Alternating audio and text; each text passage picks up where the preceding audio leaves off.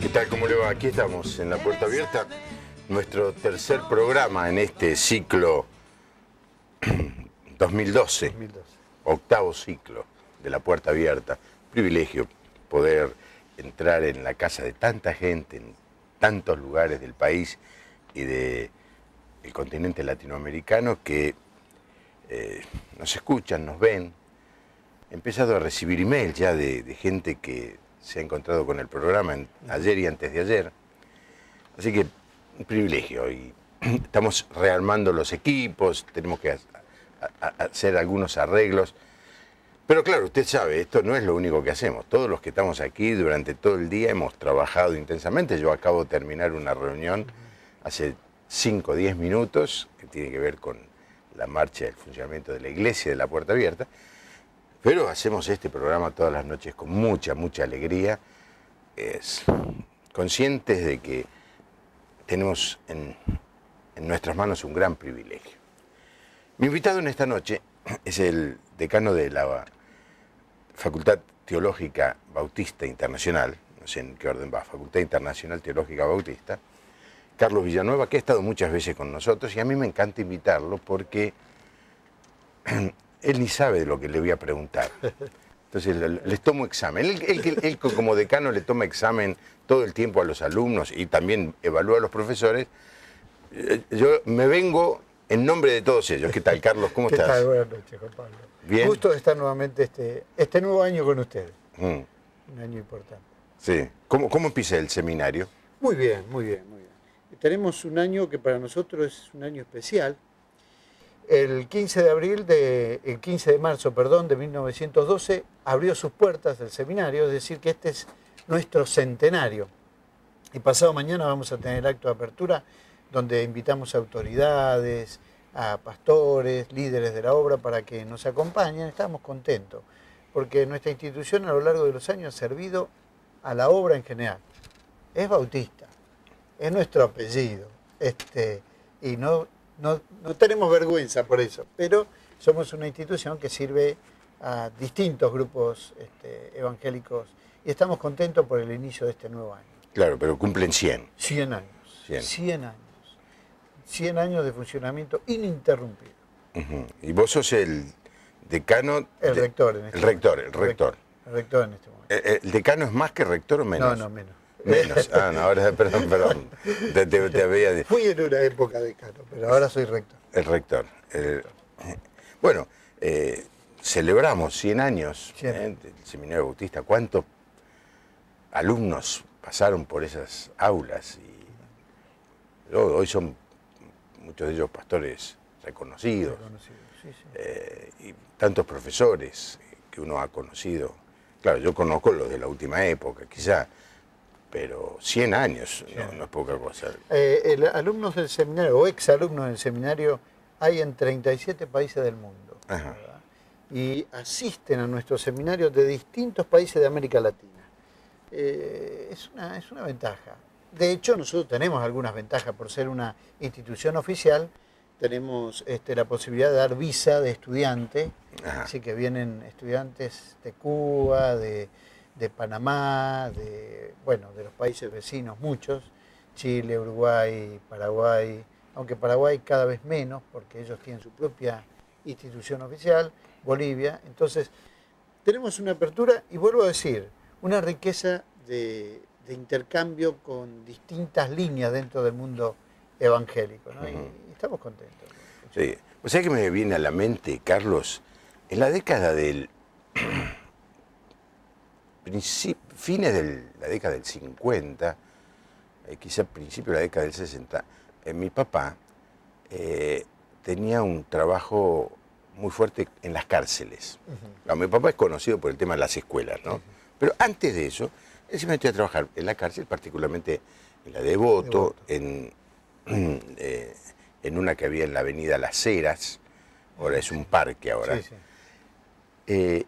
Y me acuerdo yo que iba al seminario y traía jóvenes estudiantes para que hicieran sus primeras armas en ese ministerio. En el Ministerio de las Cárceles, entre otros, Alberto Motesi, Osvaldo Motesi,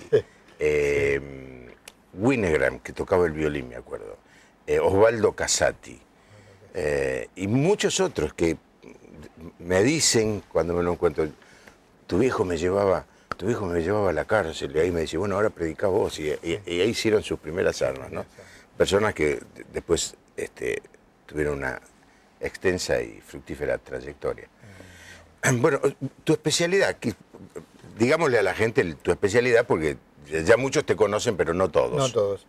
Mi especialidad es Biblia, y dentro del campo de Biblia, Antiguo Testamento, básicamente. Ese es el campo en el cual he enseñado por más de 30 años en el seminario. En este momento no estoy enseñando más que algunas materias, porque el gobierno, si uno es rector, tiene que ser rector, dedicarse a eso. Pero a mí me gusta enseñar, y todavía doy clases de Levítico, de historia de Israel, que es apasionante, ¿verdad? La historia de Israel es apasionante. Y yo quiero entrar en una parte de la historia de Israel que se me ocurre que puede traer mucha luz, porque el pueblo de Israel, cuando conquistó la tierra, después tuvo momentos de éxito, euforia, crecimiento, prosperidad, y luego valles de miseria, esclavitud, pobreza. Y pienso yo, mirando esa historia, y mirando la historia argentina, ¿no? Parece como que nosotros, como que copiamos el libro de Jueces. Sí. Tenemos momentos muy buenos y momentos muy malos, ¿no? Sí. Y el libro termina de una manera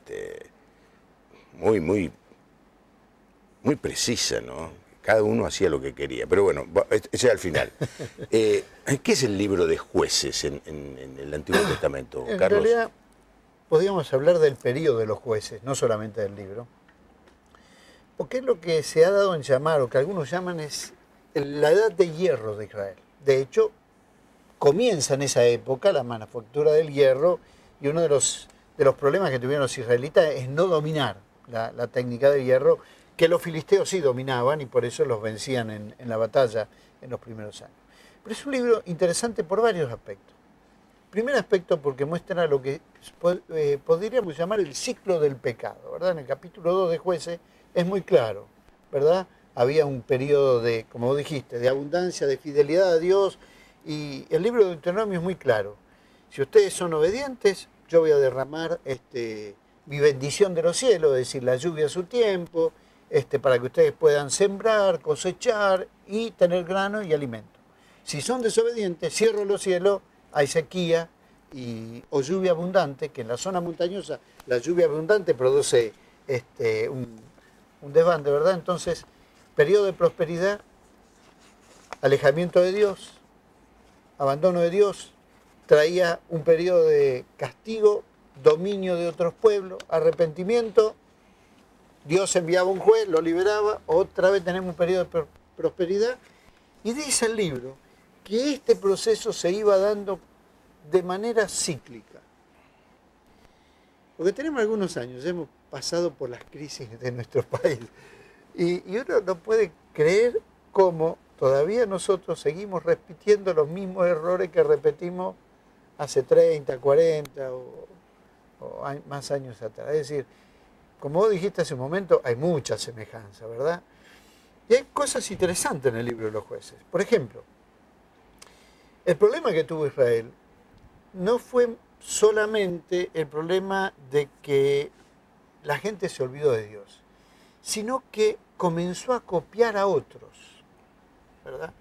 Israel no conquistó todo el territorio, quedaron algunos pueblos. El libro de los Jueces dice que quedaron algunos bolsones de cananeo, y los israelitas comenzaron a copiarlos, a imitarlos, a tratar de parecerse a ellos. Interesante, ¿no? Es decir, otra vez una comparación con nuestra realidad.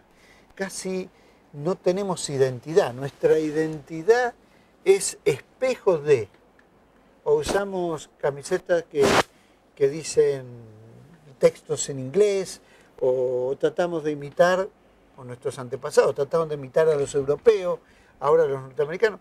Casi nos da la impresión de que somos un pueblo sin identidad, porque intenta de manera constante copiar a otros pueblos.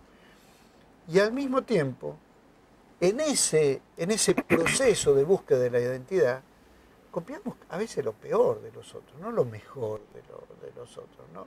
Los cananeos eran un pueblo, generalmente se reconoce como un pueblo de una mala moral, pero los israelitas copiaron lo peor, tuvieron algunos aspectos positivos, pero eso no lo copiaron, y a veces otra vez uno vuelve a pensar cómo se parece eso a nuestro pueblo. Pero ¿sabes qué? A veces yo me doy cuenta que el libro de los jueces me da la impresión a mí, también es una lección para el pueblo cristiano. No solamente para el país, para el pueblo cristiano. Porque de la misma manera que el país copia malos ejemplos, también el pueblo cristiano, que debiera ser luz, debiera ser diferente, debiera ser la voz profética que alerte de los pecados en los cuales estamos cayendo, suele también caer en el error de copiar malos ejemplos. Y ahí uno obviamente puede encontrar montones de ejemplos. Los líderes, los jueces que Dios levantaba, que realizaron una gran tarea, también muchas veces se dejaron dominar por la tendencia general. Y uno tiene a Sansón, que fue un gran hombre, un hombre de fe, pero al mismo tiempo fue un hombre sensual. Tiene a Jefté, que fue un líder espectacular, pero al mismo tiempo era un hombre que no pensaba, que hablaba sin pensar. Es decir, uno ve en los jueces también un ejemplo de un liderazgo que debe ser, de alguna manera, que a veces también se parece al nuestro, y un liderazgo que debe ser un ejemplo de no seguir, ¿no? De no seguir. Es como ¿qué no hacer? Bueno, ahí hay un ejemplo muy interesante. El libro de Jueces es un libro apasionante, es un libro que realmente recomiendo la lectura, especialmente a aquellos que les gusta la aventura, Sí. Que les gusta cosas raras, extrañas, batallas, traiciones, mentiras, engaños. La ambición de poder. La ambición de poder. Y hay capítulos que son, hasta podríamos decir, truculentos, ¿no? Como ese hombre que descuartiza a la mujer y manda un pedazo de ese cadáver a cada territorio del país para llamar la atención, para despertar la conciencia de que hasta qué punto habían caído en la maldad. Claro. Bueno, mi invitado es Carlos Villanueva, doctor en teología y especialista en Antiguo Testamento, en historia del pueblo de Israel, y el propósito es mirar el libro de Jueces, es el 6º libro en la Biblia, para ver qué parecido hay con el país, pero mi invitado agregó algo más, qué parecido hay con nosotros los cristianos, con la vida nuestra de cristianos, que realmente muchas veces cometemos los mismos errores que cometía ese pueblo de Israel. Los teléfonos del programa son el 4568-6452, 4568-6667, el teléfono para la audiencia de Rosario 607-5728. Tengo, ¿viste qué juguetito que tengo ahora? Sí. Gustavo de Hurlingham hace 5 años que sigue el programa, cada día aprende algo nuevo y trata de aplicarlo en su vida. Dice que me vio a mí en una reunión hace poco que estuve hablando, un sábado de la mañana, hace unos 10 días, pero no me pudo saludar y nos manda saludos a todos. Este es Gustavo de Hurlingham. Bueno, ¿te gusta? No, es mío, ¿eh? No te lo voy a dar, ¿eh? No te lo voy a dar, mira qué chiche. Así que llámenos si es que quiere participar, quiere opinar, quiere salir al aire con algún comentario. Nos encantaría poder abrir este espacio para la participación de la audiencia. Y yo creo que vamos a tocar algunos temas que nos van a pasar muy cerca. Esquive lo que pueda, pero algo algo le va a pegar directamente en el centro de su corazón. Vos mencionaste el periodo de los jueces. ¿Por qué no explicamos un poco a la audiencia? Moisés saca al pueblo de Egipto y lo lidera por 40 años en medio del desierto.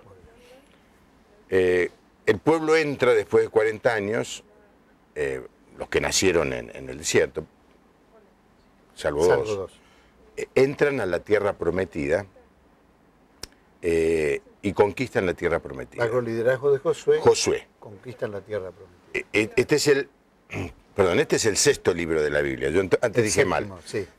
El sexto libro de la Biblia se llama Josué, que es la historia de la conquista del territorio. Ahora se muere Josué.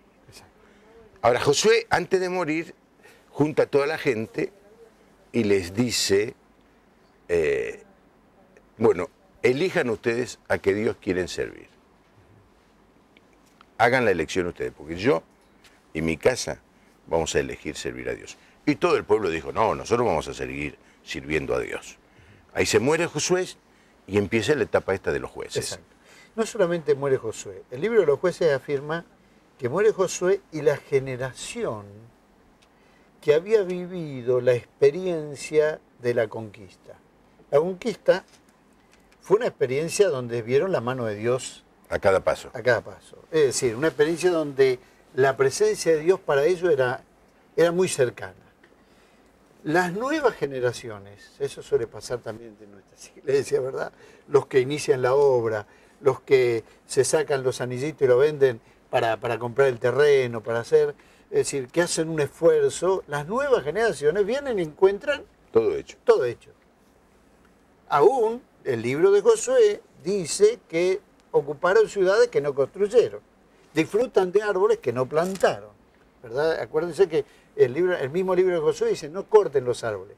De hecho, si cortaban todos los árboles necesitan una cantidad de años para crecer, era empezar absolutamente de cero. Entonces, esta nueva generación encuentra ciertas facilidades y al mismo tiempo ocurre un segundo fenómeno, que es lo que Josué dice que tengan cuidado y que Jueces también plantea, es la unión con los pueblos, es decir, dieron sus hijas en casamiento, tomaron los hijos de ellos para sus hijas, es decir, que esa unión, que uno diría, los evangélicos nos decían cuando yo era adolescente, el yugo desigual, ¿verdad? Esa unión introdujo al pueblo a una cantidad de gente que, como otra vez dice el libro de Jueces, no conocía a Dios. No es que no conocía de oída o de nombre, no había tenido esa experiencia con Dios.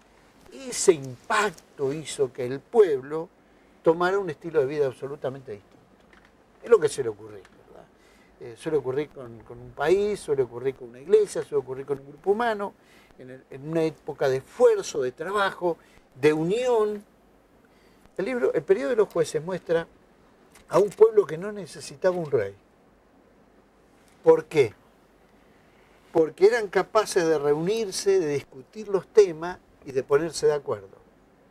Pues ya al final del periodo, en el suceso que vos mencionaste de la guerra civil que tuvieron contra Benjamín, allí encontramos donde comienzan las divisiones y los problemas. De hecho, luego de Jueces, ellos tienen que nombrar un rey. Se ven obligados, porque esa unidad que habían logrado en la fe, al alejarse de la fe, comienzan a aparecer las ambiciones de poder, comienzan a aparecer los intereses particulares, comienzan a aparecer las luchas internas, que si no había un rey, como también mencionaste hace un momento, cada uno hacía lo que bien le parecía, lo cual ningún pueblo puede vivir organizadamente así. Es un periodo, como mencionaste, apasionante, porque nos muestra todo ese proceso con mucha claridad. Y al mismo tiempo desnuda la actitud humana frente a Dios, ¿no? Qué poca memoria tuvieron. Había pasado muy poco tiempo de los grandes sucesos. Les habían contado los mayores lo que habían vivido, pero como uno no lo vive, le parece una historia ajena, ¿verdad? Es como aquella persona que no se conoce a Jesús y se encuentra con un cristiano y el cristiano le cuenta lo que siente, él no lo entiende. Bueno, entiende las palabras, pero no entiende la vivencia. Lo mismo ocurrió en el periodo de los jueces. La nueva generación escucha, comprende lo que le dicen, ve los monumentos. Acordate que cuando pasan el Jordán levantan un monumento. Es decir, en 2 o 3 lugares levantan monumentos que recuerdan los grandes hechos. Ve los monumentos, pero esos monumentos no representan nada vivencialmente. ¿Qué ocurre luego? Comienza el abandono de Dios. Y eso empieza a traer consecuencias. Primero trae consecuencias internas, divisiones. Trae consecuencias con Dios. Dios les envía enemigos. Es decir, la desunión los hizo más, ¿cómo podemos decir?, más vulnerables frente a ataques de pueblos que de haber estado unidos hubieran enfrentado. Por estar desunidos, causa del pecado, de las divisiones que habían, de los intereses egoístas que cada uno tenía, va ocurriendo eso. Sí, es un periodo que muestra cómo se puede corromper una sociedad, ¿verdad? Y cómo puede hacer intentos, a pesar de todos los intentos para levantarla, a pesar de que algunos de estos jueces fueron realmente hombres de Dios, que intentaron ayudar a la sociedad, al mismo tiempo la propia sociedad se siguió apartando de Dios de manera tremenda. La historia, cuando uno la lee, parece casi trágica, porque se repite una vez, pasan los años, se repite otra vez, pasan los años, se repite otra vez. Sí. ¿Qué pasa? ¿Qué nos pasa a los seres humanos? Que no aprendemos, que nos tropezamos 2 veces con la misma piedra, que caemos bajo las mismas tentaciones una y otra vez. Y esto es tan interesante porque nos lleva a pensar en nosotros mismos, ¿no? Fácil señalar con el dedo a los demás, pero no seré yo igual, cuando me va bien, tiendo a olvidarme de Dios. Es muy interesante que, por lo menos a mí me parece que las historias bíblicas tienen ese propósito, identificar al lector con la situación. Es decir, nos relatan un hecho, pero nos relatan el hecho desde adentro, tratando de llevarnos a que nosotros nos pongamos en el lugar. ¿Qué hubiera hecho yo en este caso? ¿Verdad? Es decir, a mí la historia que me impacta es Jefté, es decir, aquel que viene de vencer y dice, siendo que Dios había prohibido eso, y era el líder del pueblo, al primero que salga a saludarme, lo voy a sacrificar. Y sale su única hija. Y la Biblia dice, su única hija, no tenía más que esa hija. Sí, es una ironía, y es una lección tremenda. Él ahí se enfrenta con un juramento que había hecho público y con una situación que era muy dolorosa personal. ¿Por qué hizo ese juramento? ¿Por qué hizo ese juramento sabiendo que Dios no quería eso? ¿Por qué hizo ese alarde de soy capaz de hacer cualquier cosa? Y de pronto se enfrenta que él debe tratar de resolver una situación que parece que no se resuelve. Ahora, interesante cómo termina la historia. La historia no dice qué hizo él.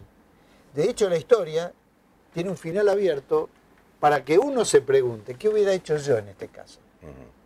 Sí, quizás tendríamos que contar un poquito más extensa la historia, ¿no? Sí. Este hombre tenía una batalla y le pide ayuda a Dios y promete que si triunfa en la batalla, al volver iba a sacrificar a la primera persona que saliera a recibirlo. Exacto, y así ocurrió. Y sale la hija, ¿no? Es un bocón el tipo. Sí, sí. Dios no le pedía eso. De ninguna manera. Al contrario, Dios le dice que no debía. Más de una vez dijo que no se debía hacer eso. Y él lo hizo igual. Y era el líder, ¿eh? Y era el líder. Y era el líder. Y vuelvo a decir, la historia no termina. De hecho, a mí me da siempre la impresión de que lo que el autor quiere hacer ahí, al no contarnos el final, no nos cuenta qué hizo él al final. Es como dejarte qué hubieras hecho vos, en este caso. Entonces uno aprende, lo primero es no decir lo que no puedo cumplir. Sí. Es decir, aprender a mantener la boca medianamente cerrada antes de cumplir alguna de esas cosas. Hay un libro tremendamente interesante en la Biblia, que es el libro de Eclesiastés. Es el libro de, bueno, suponemos que fue Salomón, ¿no es cierto? Y en el capítulo 5, él habla sobre este tema. Este tema, exactamente. Y él dice así: cuando vayas a la casa de Dios, refrena tus pasos. En vez de acercarte para ofrecer sacrificios de gente necia que no sabe que hace mal, acércate para oír. No permitas que tu boca ni tu corazón se apresuren a decir nada delante de Dios, porque Dios está en el cielo y tú estás en la tierra. Por lo tanto, habla lo menos que puedas delante de Dios. Porque si te preocupas mucho tienes pesadillas, y si hablas mucho dices tonterías. Vaya, che, qué sabiduría, ¿eh? Cuando le hagas una promesa a Dios, no tardes en cumplírsela, porque a Dios no le agrada la gente necia. Cumple lo que prometas, porque es mejor que no prometas y no que prometas y no cumplas. No permitas que tus labios te hagan pecar, ni digas delante del ángel que lo hiciste por ignorancia. ¿Por qué provocar que Dios se enoje por tus palabras y que destruya todo lo que has hecho? Tú debes temer a Dios, porque cuando los sueños aumentan, también aumentan las palabras huecas.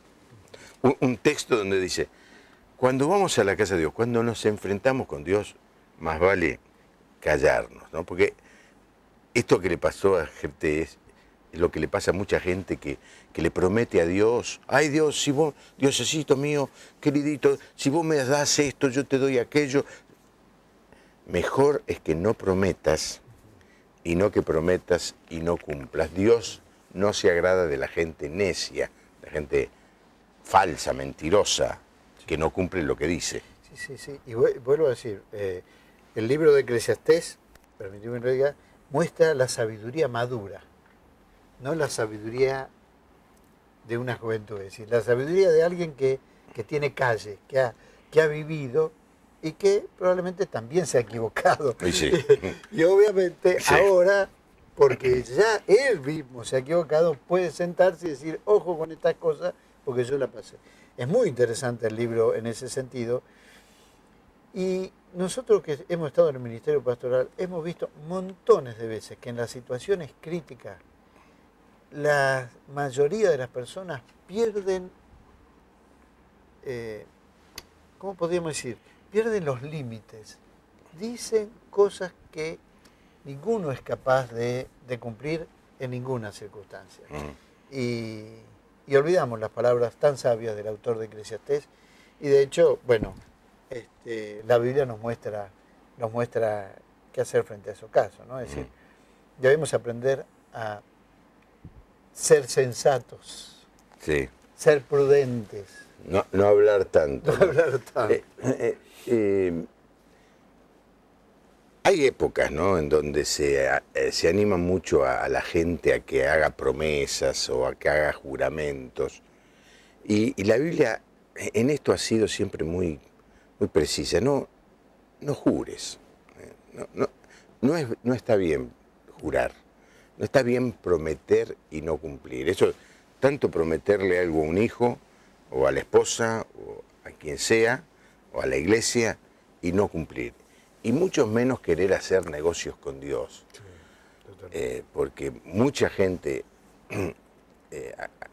queriendo que Dios le dé lo que tanto necesita, le promete a Dios lo que decimos a veces: el oro y el moro, y después no le da nada.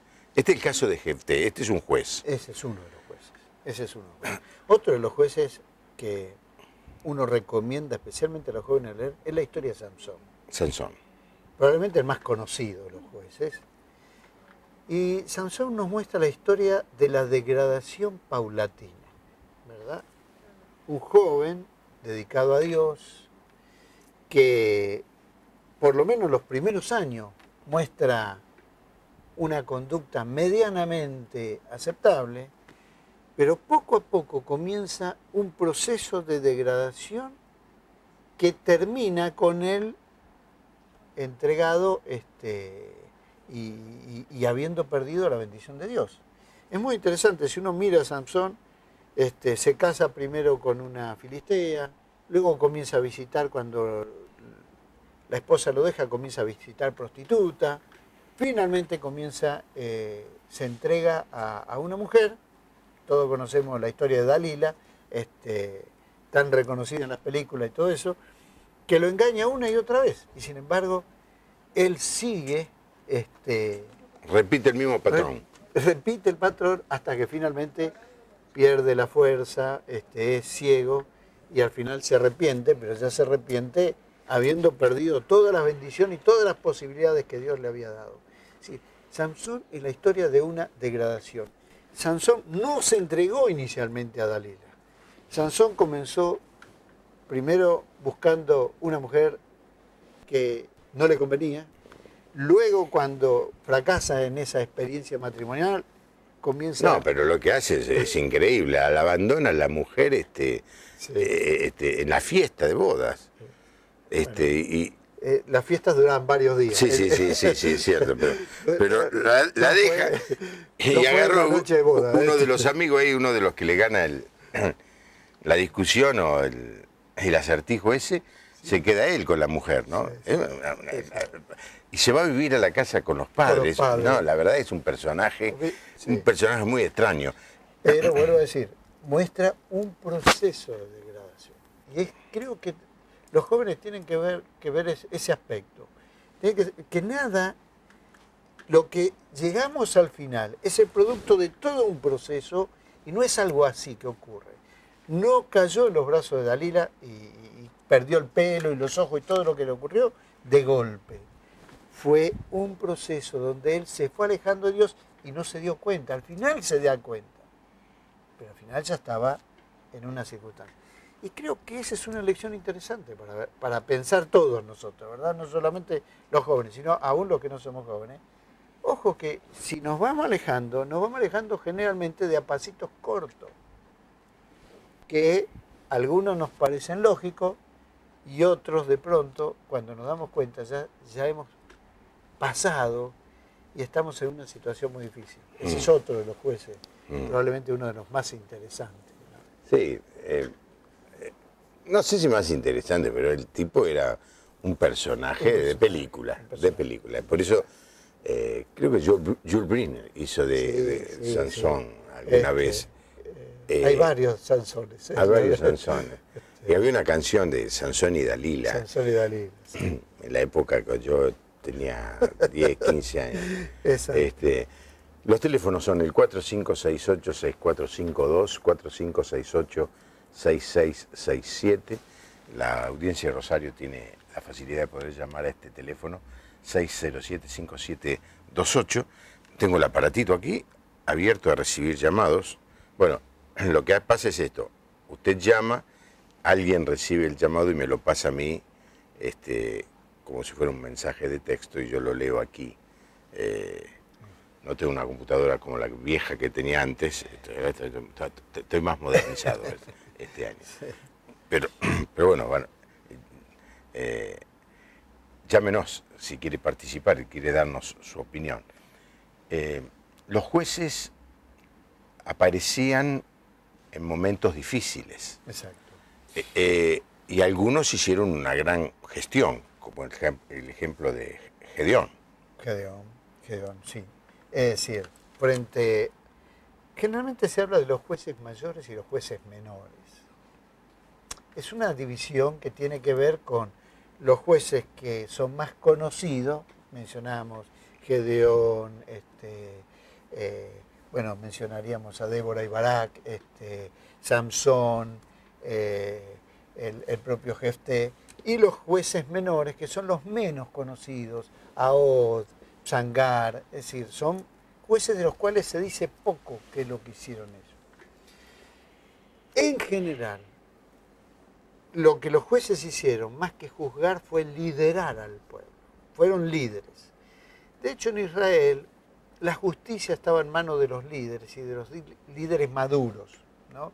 Es decir, que se suponía que eran las personas que tenían la capacidad de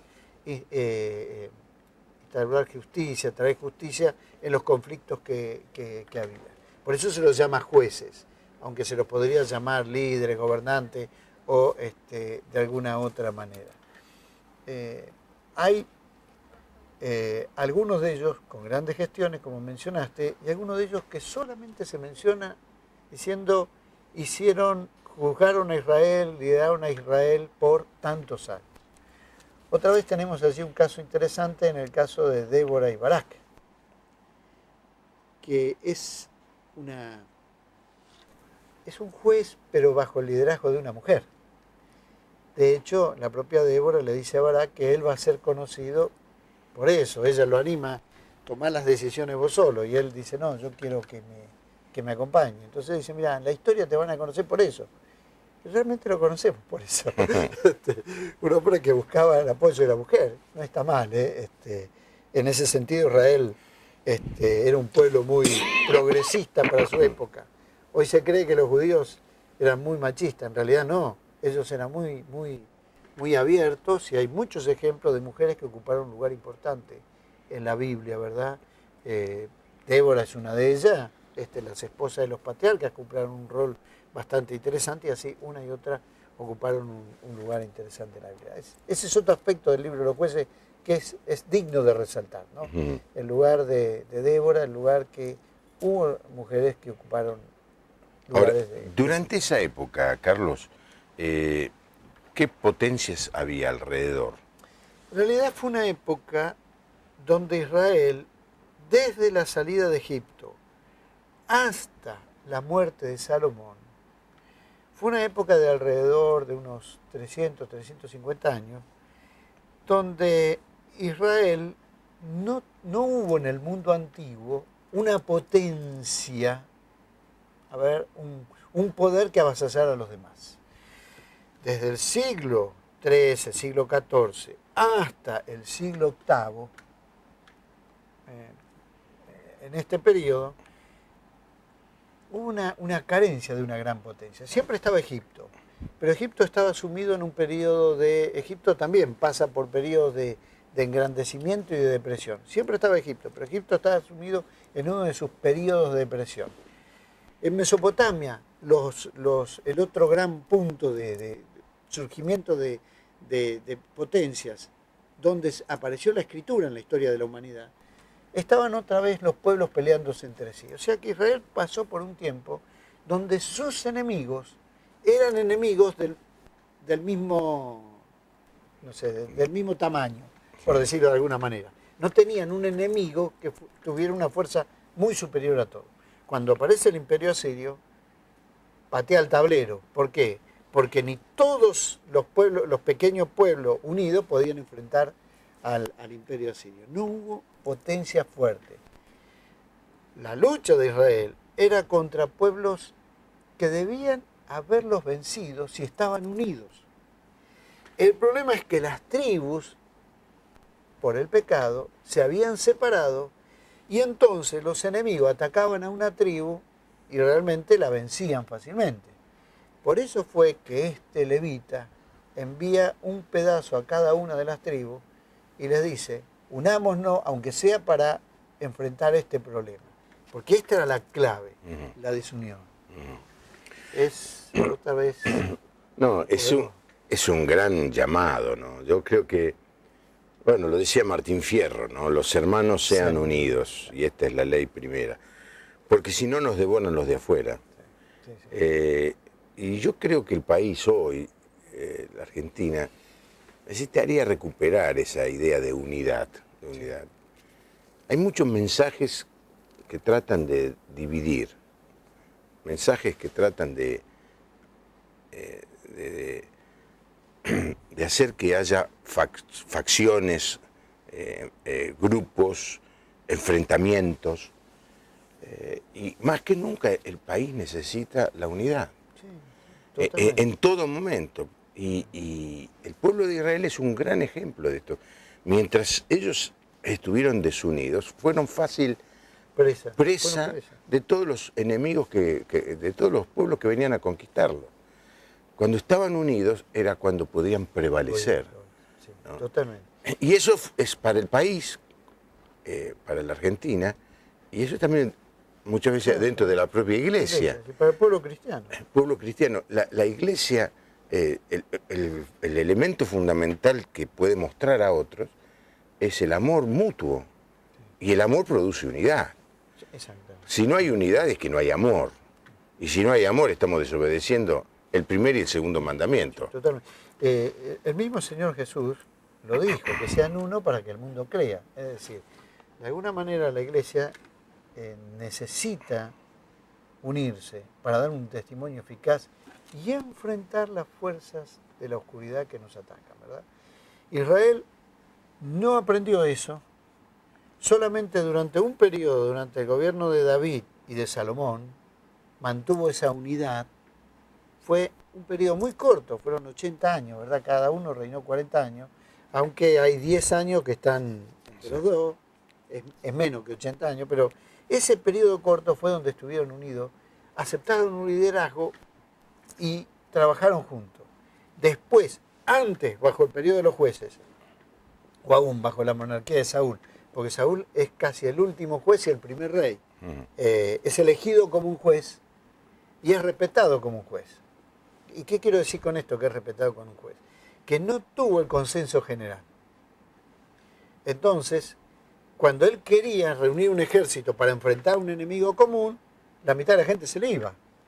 Decía, no, si está él, yo no estoy. Y le creaba un conflicto interno al propio Saúl, que intentaba unir al pueblo.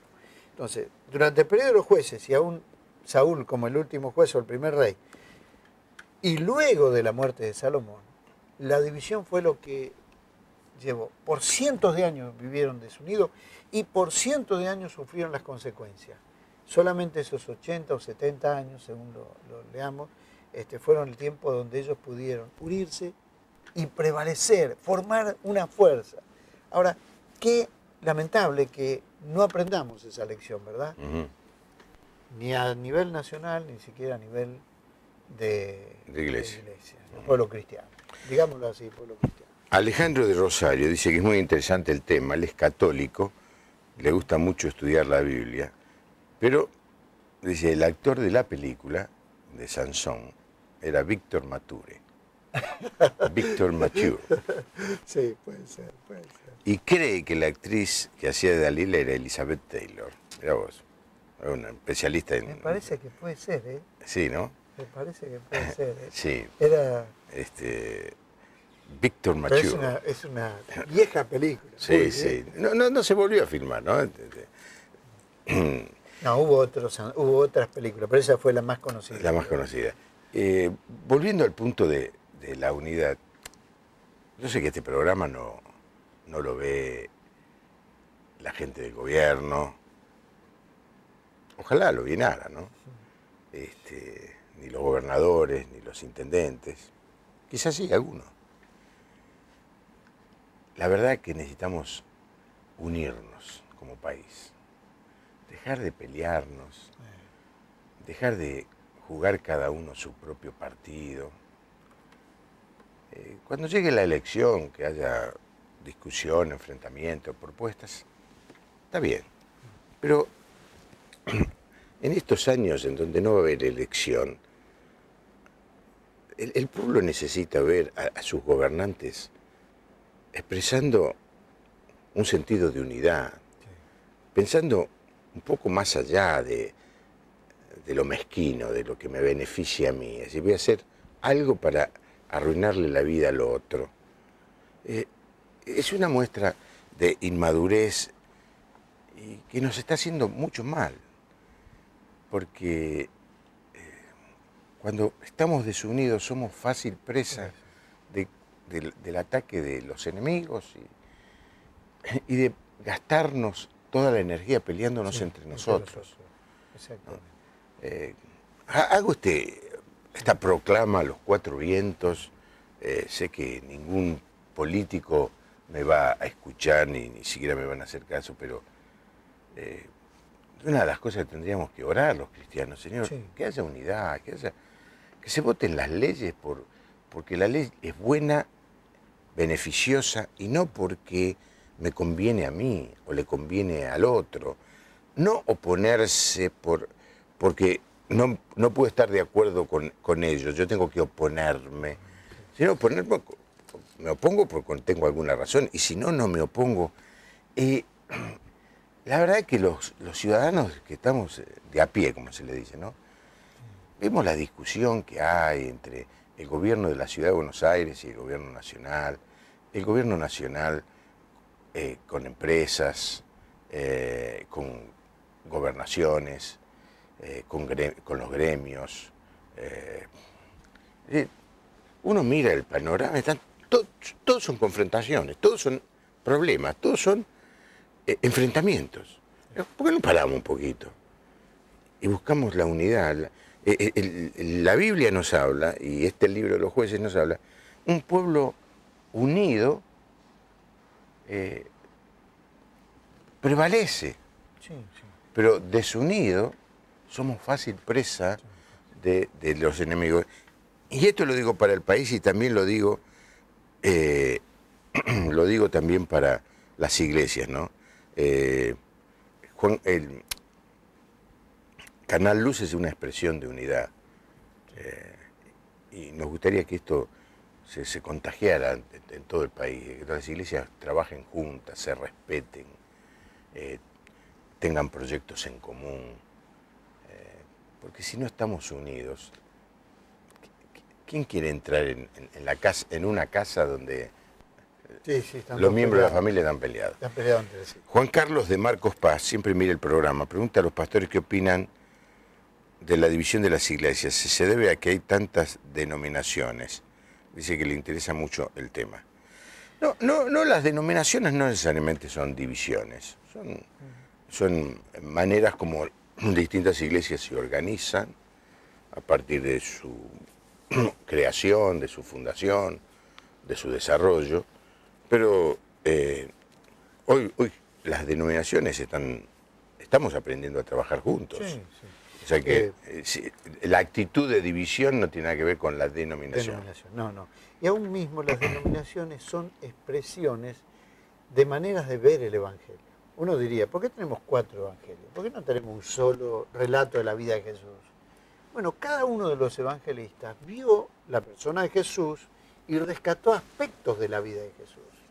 Marcos vio un Jesús mucho más activo, Lucas le impactó el interés que Jesús mostraba por los pobres y los enfermos, Mateo estaba mucho más encantado con los discursos de Jesús, Juan veía al Jesús que estaba en relación con las personas y expresaba el amor. Cada uno rescataba algo.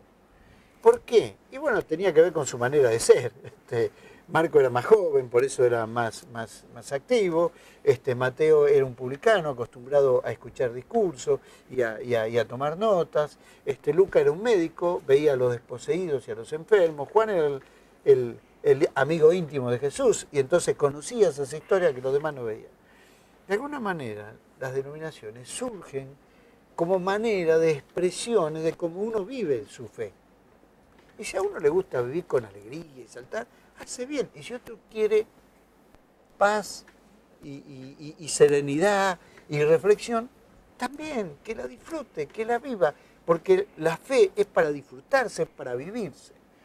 Eso no es división de la iglesia. Es división cuando consideramos que el otro está mal y empezamos a atacar al otro. Ahí sí. Yo creo que a veces hay divisiones en las iglesias, pero no es el denominacionalismo. Y si nos comprendemos, Juan, si sabemos que somos distintos y somos capaces de trabajar juntos a pesar de nuestras diferencias, eso va a hacer mucho bien a la causa del Evangelio, pero muchísimo bien, ¿verdad? Vamos al ejemplo, y perdonen, tengo un resfrío. Tremendo. Empecé el programa, tuve todo el verano bien, empecé el lunes y el martes me resfrié. Vamos a ese último relato que yo rápidamente conté, porque la verdad es que es un relato espeluznante. Yo le diría, no se lo haga leer a un niño. Contalo vos. Es el relato de, bueno, a ver, lo cuento en una frase y después vamos a los detalles. Es el relato de una especie de guerra civil contra una de las tribus, los benjaminitas, porque habían cometido un pecado tremendo, ¿no? Es decir, habían violado a una mujer, la habían violado hasta el punto de matarla. Pero no es el tema solo de la violación lo que impacta, sino es el tema de que hubo toda una sociedad que tapó esa violación. Es decir, no fue solamente que hubo un grupo que violó a esa mujer, sino que cuando se pide justicia, ¿qué es lo que hicieron todos? Taparon eso y justificaron lo que es injustificable. Entonces, el hombre de esa mujer, la pareja diríamos hoy de esa mujer, envía a los demás los pedazos y le dice, miren, esto es lo que ha ocurrido. ¿Qué vamos a hacer frente a una sociedad, frente a un grupo humano que protege semejante vileza? Y ahí es donde viene la reacción de todos. Hay una guerra civil donde casi matan a todos los benjaminitas, ¿verdad? En esa guerra civil, pero después dicen, no vamos a terminar con la tribu, vamos a dejar a algunos y les permiten que vuelvan a reconstruirse. Es muy interesante el texto, ¿no? Porque ahí nos muestra cómo una sociedad puede pervertirse de tal manera que puede creer que es correcto lo que no es correcto. Violar a una mujer y violarla un grupo de hombres hasta el punto de matarla no es aceptable en ninguna cultura, en ningún lugar. Nadie lo acepta. Que una sociedad defienda eso y lo justifique no es justificable. Tomar la vida humana no es justificable. De ninguna manera. Y eso despertó la reacción de todo. De hecho, las 11 se unieron para este tema, ¿no? Deberían haberse unido para otro. Claro. Pero se unieron para este tema y ahí nos muestra una situación muy difícil. Muy difícil. Pero muchas veces sucede, aún dentro del país, que hay gente que sabe que fulano de tal ha cometido un ilícito, pero no lo acusa, lo encubre y lo justifica, porque es parte de su equipo, es parte de su familia. Si fuera el otro, lo condenaría. Y esto está sucediendo también en nuestro país. Hay gente que ve que hay gobernadores y hay personajes corruptos, pero no abre la boca, no dice nada. ¿Por qué? Y son de mi partido. Yo no voy a meter con alguien que es de mi riñón. Lo que lleva a eso es a la reacción, a la injusticia, a la inequidad, ¿no? A la reacción frente a una injusticia o frente a algo que supera las posibilidades de una persona de reaccionar. Es decir, este levita, que fue la pareja de la mujer, no podía él solo enfrentarse a esa circunstancia. Nosotros hemos vivido cosas semejantes en nuestro país en distintos momentos, ¿verdad? Uh-huh. Es decir, abusos donde los poderosos abusaron de jovencitas y fueron protegidos por el poder, ¿verdad? Y realmente es muy doloroso. Eso no puede ocurrir, no debe ocurrir. Al margen de no es lo que Dios quiere, tampoco es lo que la propia sociedad acepta. Hemos visto que gobiernos provinciales han caído por circunstancias así, y yo creo que debemos abrir nuestros ojos y abrir nuestros oídos, y creo que a veces la Iglesia también tiene que cumplir allí un rol profético, de denuncia frente a las injusticias sociales tan grande que a veces estamos enfrentando aún hoy mismo en nuestra sociedad, ¿verdad? Bueno, y todo termina así. En aquellos días no había rey en Israel, y cada quien hacía lo que le parecía mejor. Es decir, cada quien hacía lo que le interesaba, lo que se le ocurría. La anarquía... La anomia, Sí, sí, la anomia, la falta de ley. la falta de ley. Es decir, si me ocurre a mí, corto una calle, junto 5 o 6, corto una calle, no importa que perjudique la vida de miles de personas, yo hago lo que quiero.